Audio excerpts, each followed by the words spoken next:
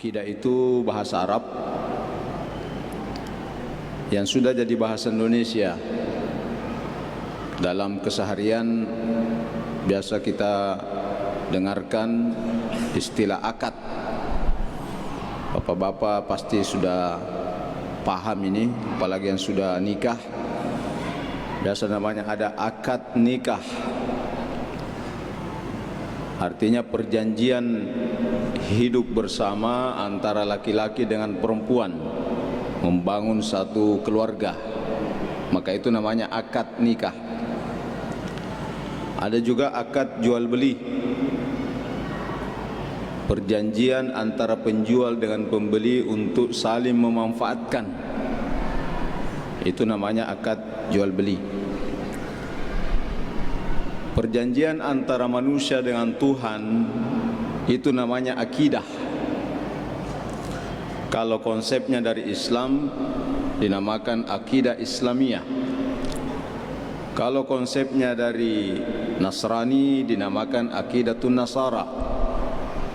Kalau dari Yahudi namanya akidah Yahudiyah, dan seterusnya.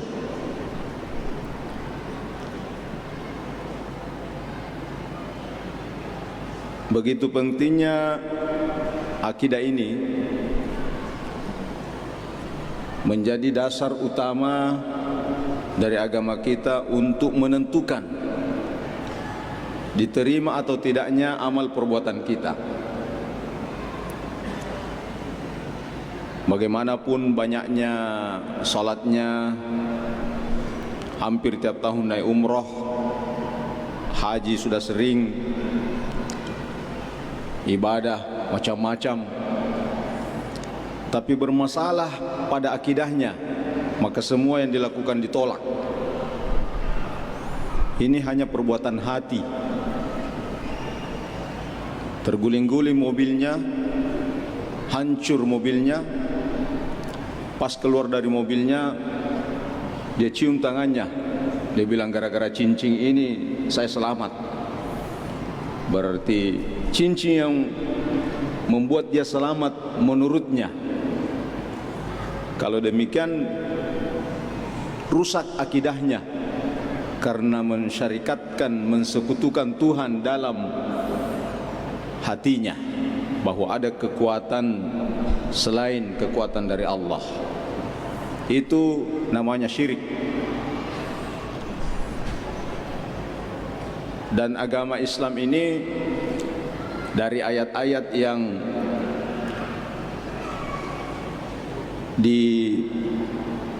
ditulis di dalam Al-Quran sangat jelas terlihat perbedaan dengan akidah-akidah agama lain. Makanya akidah Islam itu cirinya moderat, bukan hanya akidahnya, tapi semua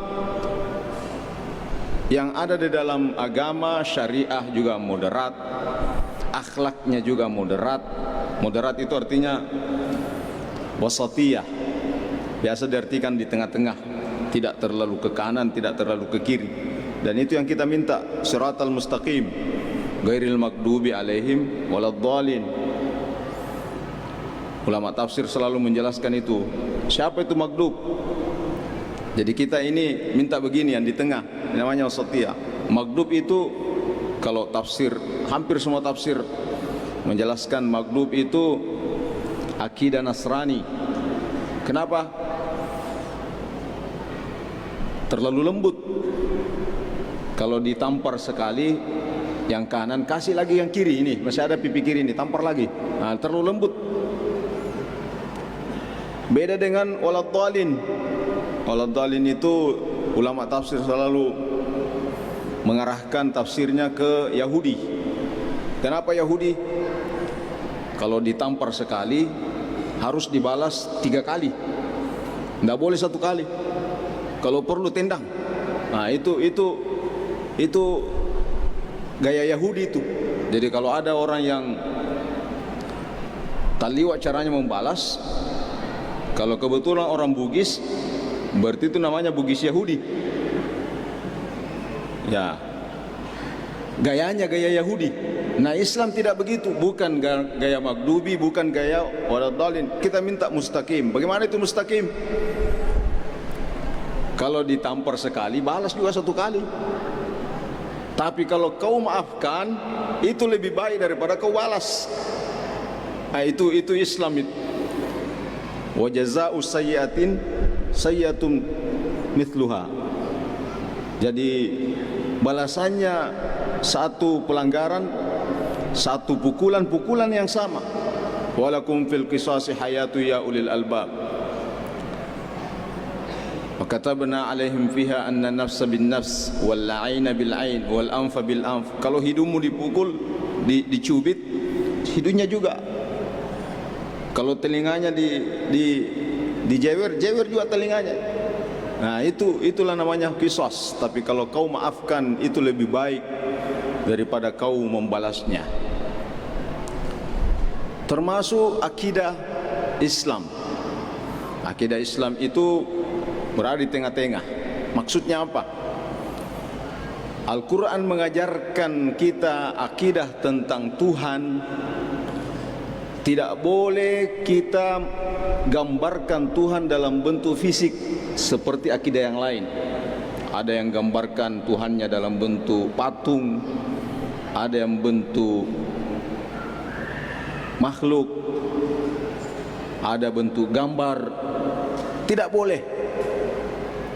Di sisi lain, ada orang yang tidak beragama, tidak percaya kepada Tuhan. Maka Islam bukan bentuk akidahnya memvisualisasikan Tuhan dalam bentuk makhluk, termasuk dalam bentuk hayalan-hayalan, apalagi dalam bentuk meniadakan Tuhan.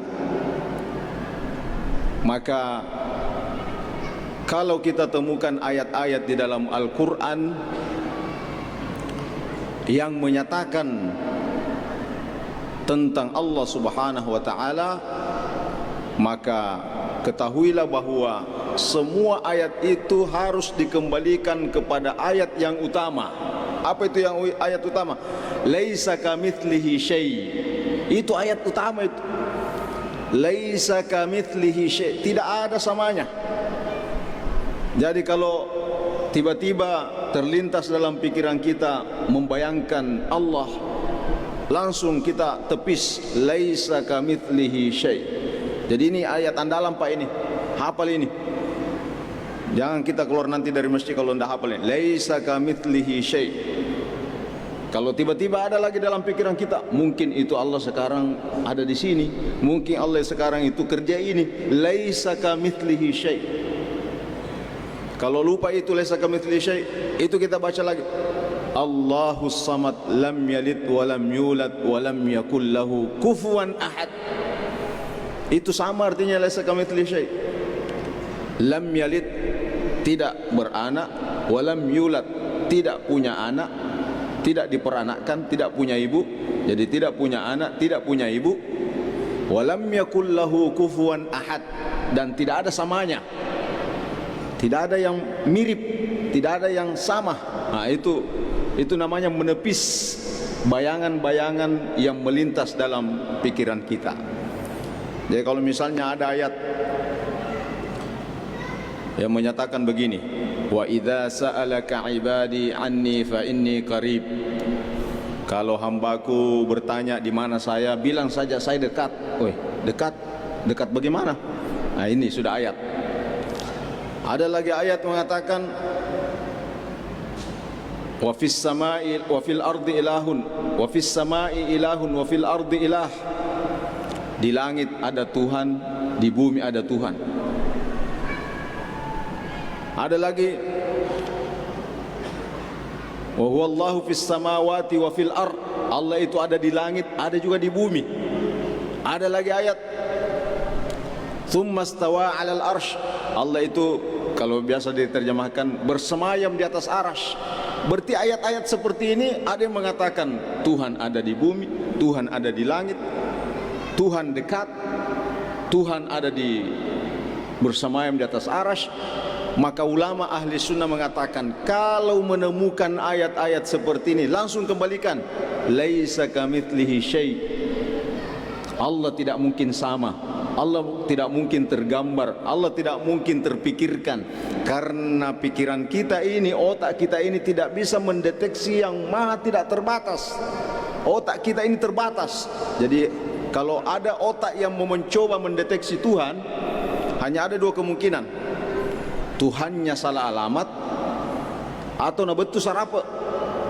Ya begini-begini namanya nabetu sarapa. Makanya Nabi bilang, tafakkaru fi khalqillah wa la tafakkaru fil khaliq. Pikirkan saja makhluk ciptaannya Allah, tak usah pikirkan penciptanya. Jadi semua ayat-ayat harus kita kembalikan kepada ayat induk tentang akidah. Laisa kamitslihi syai' wa huwas samiul alim. Kemudian ulama mengatakan, antara lain Imam Syafi'i mengatakan, man za'ama anna ilahana mahdud faqad jahilal khaliq al ma'bud.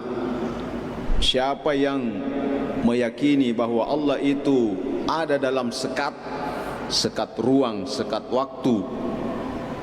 Allah dia gambarkan sekarang ada di atas langit duduk. Langit itu bagaimana besarnya? Arash itu bagaimana besarnya? Kalau Allah duduk di atas arash, bagaimana ukuran arash dengan yang duduk di atasnya? Oh, laisa kamitslihi syai'. Itu ulama ahli sunnah wal jamaah menyebutkan seperti itu. Barang siapa yang mendeteksi Tuhan dalam satu batas, dalam satu tempat, faqad jahilal khaliq al ma'bud. Sungguh dia sudah jauh dan sungguh dia sudah membohongi Tuhan yang disembah. Makanya Abu Hanifah berkata, walaysa qurbullahi ta'ala wala bu'duhu min tariqi tulil musafah. Bukan jauh dan dekatnya Tuhan itu berdasarkan ukuran, tapi yang dimaksud Allah dekat, yang dimaksud Allah jauh, yang dimaksud Allah kalau kita menyembah Allah dengan berjalan, maka Allah mendatangi kita dengan berlari dan seterusnya. Bahwa ala ma'nal karamati wal haun, yang dimaksud itu kalau diartikan dekat, berarti Allah memberikan kemuliaan kepada orang itu. Dan kalau Allah jauh dari orang, berarti itu maksudnya Allah menghinakan orang itu. Makanya Imam Syafi'i berkata, man intahada li ma'rifati mudabbirihi fantaha ila mawjudin yantahi ilaihi fikruhu fahuwa musyabbih. Siapa yang berusaha mengenal Tuhannya, lalu dia berkesimpulan bahwa Tuhan itu ada dan memberi penjelasan tentang keberadaannya. Nah, ini sekali lagi, siapa yang mencari Tuhan, siapa yang berusaha mencari Tuhan, lalu kemudian dia berkesimpulan bahwa Tuhan itu ada, maujud, ada, tapi dia memberikan kesimpulan tentang keberadaannya, ada kesimpulannya, maka Imam Syafi'i mengatakan fahuwa musyabbih, berarti dia menyamakan Tuhan dengan makhluk. Wa man intaha ilal adam fahuwa mu'attil. Siapa yang mencari Tuhan lalu kemudian dia bilang tidak ada Tuhan, maka dia ateis. Dua-dua berbahaya. Tapi yang paling bagus yang diharapkan untuk memperbaiki akidah kita, wa man intaha ila mawjudin wa i'tarafa bi'ajzihi an idrakihi fahuwa muwahhid. Siapa yang berkesimpulan bahwa Allah itu ada dan otaknya tidak bisa memberikan catatan kesimpulan, siapa yang mencari Allah lalu kemudian dia bilang Allah itu ada, tapi otak saya tidak mampu mendeteksinya, tidak mampu memberikan kesimpulan, fahuwa muwahhid, maka itulah yang mengesahkan Allah subhanahu wa ta'ala. Kita hanya diminta untuk memikirkan makhluknya, tidak perlu kita pikirkan penciptanya. Dan itulah kenapa kita selalu dianjurkan untuk membaca subhanallah. Subhanallah itu artinya maha suci Allah dari bayangan-bayangan dan pikiran-pikiran yang tidak pantas baginya. Mudah-mudahan akidah kita terjaga sehingga seluruh amalan perbuatan kita diterima oleh Allah Subhanahu wa taala. Hadanallahu wa iyyakum ajma'in. Assalamualaikum warahmatullahi wabarakatuh.